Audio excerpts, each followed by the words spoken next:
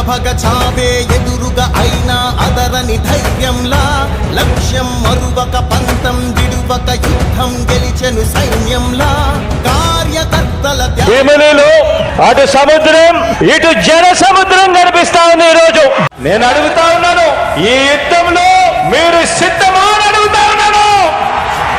నేను సిద్ధం. దేవుడు దయతో ప్రజలే అండగా ఒంటరి పోరాటానికి మీ బిడ్డ సిద్ధం. మీరు సిద్ధమా అని అడుగుతా ఉన్నాను.